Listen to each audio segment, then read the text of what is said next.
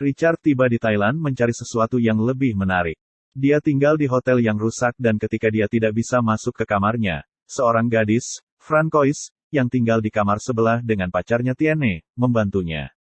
Saat dia berbaring di tempat tidur, dia mendengar mereka melakukan bisnis melalui dinding tipis. Kemudian dia diinterupsi oleh orang gila dari ruangan lain, Davy. Dia memberitahu Richard tentang pantai terpencil di pulau rahasia terlarang. Dia tidak percaya tempat seperti itu ada, tetapi ketika dia kembali keesokan harinya, dia menemukan peta yang disematkan di pintunya. Dia pergi untuk memeriksa Davy, tetapi menemukan bahwa dia telah mengambil nyawanya sendiri. Setelah berbicara dengan polisi, dia menunjukkan peta kepada tetangganya dan memberitahu mereka tentang pulau rahasia. Mereka semua tampak bersemangat untuk pergi ke tempat yang tidak dikunjungi turis dan Tiene mencari tahu logistiknya. Mereka melakukan perjalanan 500 mil dalam satu hari dan berakhir di pantai di suatu tempat. Tiene menunjukkan bahwa pulau itu adalah taman nasional dan terlarang, tetapi mereka bisa sampai ke pulau terdekat dan berenang dari sana.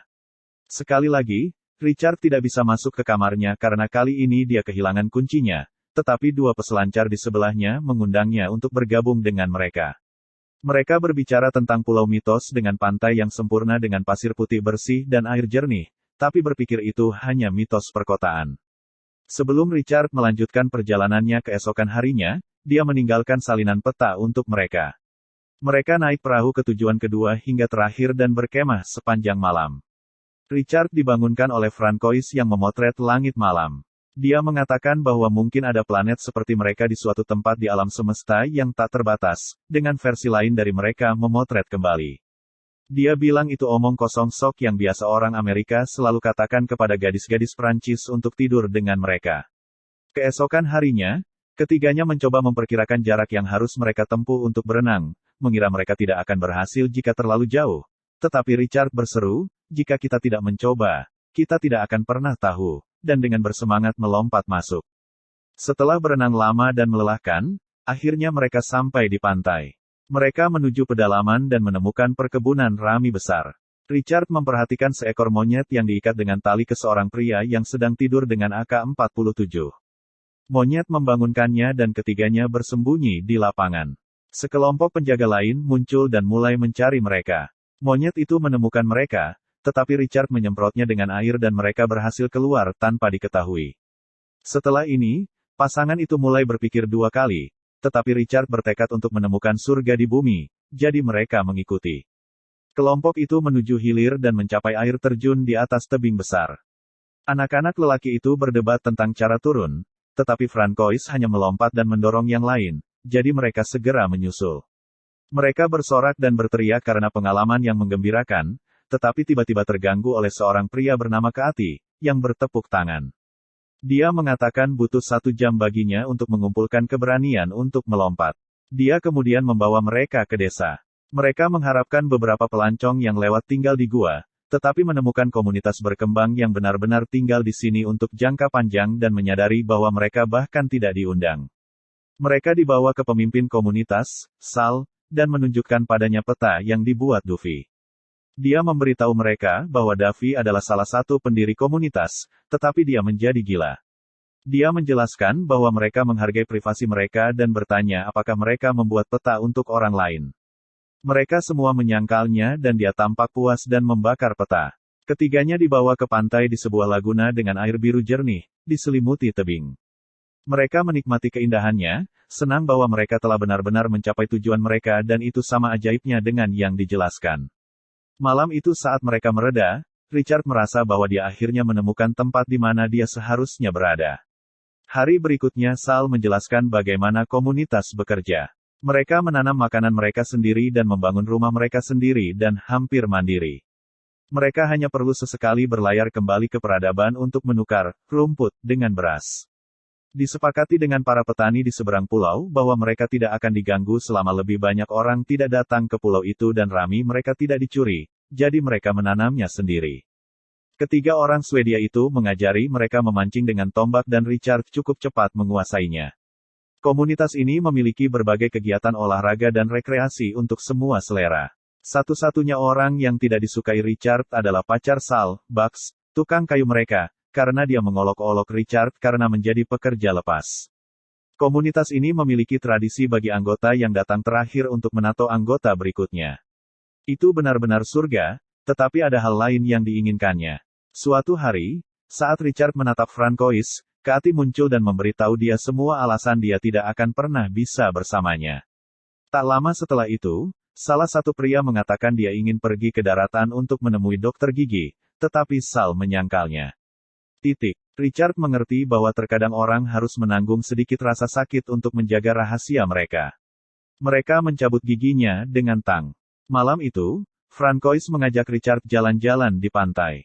Dia mengaku bahwa dia sangat menyukainya, tetapi sulit baginya untuk menghabiskan waktu bersamanya karena dia bersama Tiene. Mereka berenang di air yang bersinar dan mulai bermesraan. Mereka berjanji satu sama lain untuk merahasiakannya. Tidak lama kemudian, Tiene menghadapkan Richard tentang hubungannya dengan pacarnya. Dia mencoba berpura-pura bodoh, tetapi Tiene mengatakan semua orang sudah tahu tentang itu. Meskipun dia patah hati, dia menjelaskan bahwa dia tidak akan menghalangi mereka, karena dia hanya ingin dia bahagia, bahkan jika itu dengan Richard. Pada salah satu hari ini, hujan deras. Kristo menjelaskan sulitnya menangkap ikan karena jarak pandang yang buruk. Hujan bisa berlangsung selama berminggu-minggu dan terkadang mereka benar-benar lapar. Richard memutuskan untuk mencoba peruntungannya, mengambil perlengkapan Kristo dan berenang ke laguna. Ketika dia berbalik, dia melihat anggota lain panik, tetapi tidak bisa mendengar mereka. Dia kemudian melihat sirip hiu dan dengan panik mulai berenang ke pantai, tetapi hiu mengejarnya. Adegan memotong kembali ke rumah komunitas dan dia menceritakan bagaimana dia berhasil mengalahkan hiu. Semua orang menyemangatinya, tetapi Bugs tidak terkesan karena itu hanya bayi hiu. Richard menempatkan dia di tempatnya dan mereka pergi tidur. Beberapa waktu kemudian, Sal memberitahu masyarakat bahwa beras mereka telah terkontaminasi oleh jamur, yang berarti seseorang harus pergi ke daratan untuk berbelanja. Untuk beberapa alasan, tidak ada yang sukarela jadi dia meminta Richard untuk menemaninya.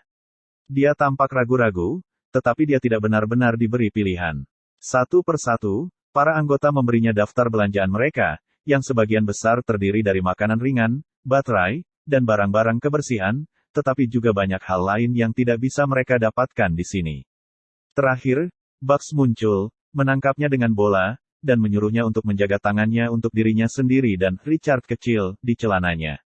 Dia telah menantikan AC dan bir dingin, tetapi ketika mereka sampai di sana, dia ingat semua alasan dia ingin pergi. Dia juga mengerti mengapa Sal berusaha keras untuk merahasiakan pantai, karena jika tidak, akan segera berubah menjadi seperti ini. Setelah mereka selesai berbelanja, dia dan Sal duduk di sebuah pub. Mereka terganggu oleh para peselancar dan pacar mereka. Richard diperkenalkan sebagai pria dengan peta dan Sal mendengar ini.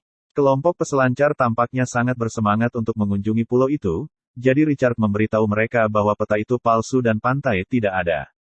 Mereka tidak percaya padanya, mengira dia hanya bertahan pada mereka. Ini membuat Richard marah, jadi dia menyerang mereka. Setelah itu, Sal bertanya apakah dia membuatkan mereka salinan peta, tetapi Richard, yang tidak mau mengaku, mengatakan bahwa dia hanya menyebutkan kemana dia pergi dan mereka hanya melihatnya sekali. Dia bernapas lega, berpikir mereka tidak memilikinya untuk sampai ke sana tanpa peta. Sal menjelaskan bahwa dia akan merahasiakannya, pergi bermain biliar dengan seorang teman, dan menginstruksikan Richard untuk menghangatkan tempat tidur. Kemudian, mereka melakukan beberapa latihan yoga berpasangan. Itu adalah pembayaran untuk keheningannya dan tiketnya kembali ke pulau itu. Ketika mereka kembali, Richard membagikan semua pesanan kepada anggota yang berterima kasih. Dia membawa Francois kamera sekali pakai, tapi dia bertanya apakah sesuatu terjadi pada lari beras, karena orang telah mengatakan bahwa Sal tertarik padanya. Tidak ingin merusak momen, Richard berjanji padanya bahwa tidak ada yang terjadi dan mereka kembali normal. Francois mengambil gambar grup. Suatu hari, ketika Richard sedang berbaring di tempat tidur gantung bermain game, dia mendengar teriakan panik. Ketika dia pergi keluar, dia menemukan bahwa Swedia telah menderita serangan hiu. Salah satunya kehilangan sepotong kakinya dan memiliki luka gigitan di tubuhnya. Dia mengikuti jejak ke pantai dan menemukan Kristo dengan gigitan di kakinya, terengah-engah kesakitan. Dia dibawa ke dalam, di mana Sal menawarkan untuk membawanya ke rumah sakit selama dia tidak mengungkapkan lokasi mereka. Dia memohon agar mereka membawa bantuan ke sini, karena dia sekarang takut air dan tidak ingin mendekatinya.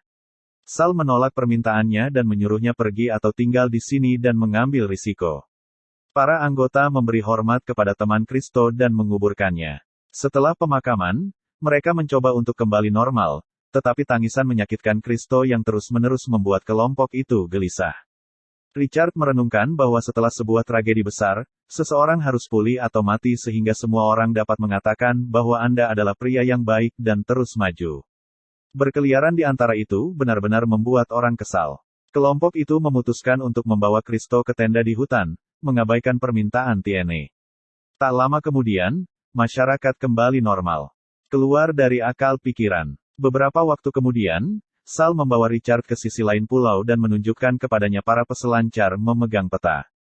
Dia mengulangi bahwa para petani tidak memberitahu mereka lagi, tetapi sekarang sepertinya mereka membagikan pemandu wisata.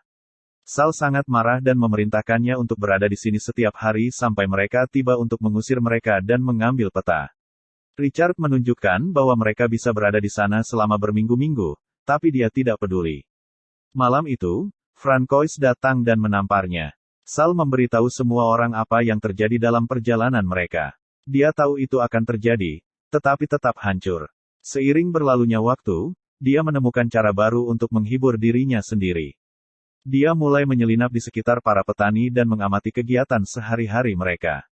Dia berpura-pura berada dalam video game. Semakin lama dia menjauh dari komunitas, semakin dia merindukan mereka. Dia menemukan pemain baru, bahkan jika mereka belum mengetahuinya. Dia mulai bermain-main dengan para petani. Hutan adalah wilayahnya, misinya adalah mengambil peta, petani adalah pembelanya dan peselancar adalah penjajah. Dia perlahan mulai kehilangan kewarasannya dan mendapat penglihatan tentang Davy. Suatu hari Keati datang untuk memeriksa dia dan menemukan dia benar-benar keluar dari itu. Dia memberitahu Richard untuk menenangkan diri karena dia tidak bisa terus berlari dalam kegelapan, tidak berbicara dengan siapapun. Namun, dia tidak menghubungi Richard. Dia mulai membuat perangkap di hutan, masih memiliki visi Davy. Davy memimpin, menunjukkan kebenaran padanya. Richard tidak akan mengecewakannya. Dia mulai menyelinap di sekitar rumah petani, menyentuh senjata mereka saat mereka tidur. Dia mengambil salah satu ikat kepala pria. Hari telah tiba. Para peselancar mendekat dengan rakit dan segera mencapai pantai. Richard memperhatikan setiap gerakan mereka. Ketika mereka mencapai ladang Rami, mereka berpikir bahwa mereka berada di surga dan mulai menari-nari dan bernyanyi. Ini menarik perhatian para penjaga, yang mendekat dengan senjata terhunus. Mereka memperhatikan para penjaga dan memberitahu mereka bahwa datang ke sini adalah kesalahan dan mereka akan segera pergi. Ketika itu tidak berhasil, mereka menawarkan uang kepada mereka. Situasi meningkat dan ketika seorang peselancar mendekati salah satu petani, dia menarik pelatuknya. Kepanikan pecah dan dua lagi tertembak, hanya menyisakan satu gadis. Richard mengambil posisi dan mendesis padanya begitu dia mencapai ujung lapangan. Hal ini menyebabkan Richard berhenti sejenak dan dia akhirnya kembali ke kenyataan. Salah satu petani mengejarnya, tetapi terjebak dalam perangkap. Richard mencapai air terjun. Oh, ada gravitasi. Richard sampai ke kamp di mana mereka merayakan 6 tahun tinggal di sini. Sal bersulang untuk tahun-tahun mendatang. Saat Richard bersembunyi di bayang-bayang, dia tidak dapat mengingat orang yang dulu dan berpikir dia tidak akan menemukannya lagi selama dia tinggal di pulau ini. Dia mencegat Francois dan mencoba membujuknya untuk pergi bersamanya. Dia membawanya ke tenda dan Richard mencoba meyakinkan mereka bertiga untuk pergi, tapi Tiene tidak bisa meninggalkan Kristo di sini. Dia memiliki gangren di kakinya dan itu menyebar. Sementara itu pesta berjalan dengan keras. Richard memberitahu mereka untuk menunggunya di perahu menyiratkan bahwa dia akan mengurus situasi Kristo. Mereka lari, tetapi para petani mencegat mereka. Richard membebaskan Kristo dari kesengsaraannya. Dia menderita karena mereka menolak untuk membiarkan apapun merusak kesenangan mereka. Ketika Richard meninggalkan tenda, dia pingsan. Pesta diganggu oleh para petani. Petani senior menjelaskan rasa frustrasinya tentang lebih banyak orang datang ke sini dengan peta, mengancam mata pencaharian dan kemampuannya untuk mengirim uang ke keluarganya. Dia memerintahkan mereka untuk meninggalkan pulau dan semua orang kecuali Sal setuju. Richard mencoba meyakinkannya, tapi dia berteriak padanya untuk diam karena itu semua salahnya. Petani itu menyadari bahwa dialah yang menyelinap, bermain dengan senjata mereka, dan juga memimpin orang baru di sini. Dia memberi Sal pistol dengan satu peluru dan memberinya pilihan untuk tetap tinggal jika dia membunuh Richard. Serangga menjepitnya ke tiang. Richard memohon belas kasihan, tetapi Sal bertekad. Dia mengatakan bahwa, tidak seperti Kristo, kali ini semua orang akan melihat apa yang diperlukan untuk menjaga surga mereka tetap berjalan. Dia bilang mereka bisa mengambilnya dan menarik pelatuknya, tapi itu kosong. Richard mulai tertawa. Petani senior itu menyeringai saat komunitas itu runtuh dan para anggotanya pergi. Semua orang kecuali Sal pergi dengan rakit dan kembali ke kehidupan normal mereka. Richard berada di kafe internet memeriksa emailnya dan menemukan foto grup dari Francois. Surga bukanlah tempat yang Anda tuju, tetapi momen dalam hidup ketika Anda merasa milik Anda. Setelah Anda menemukannya, itu berlangsung selamanya. Tamat. Terima kasih telah menonton. Subscribe jika Anda ingin melihat lebih banyak video seperti ini.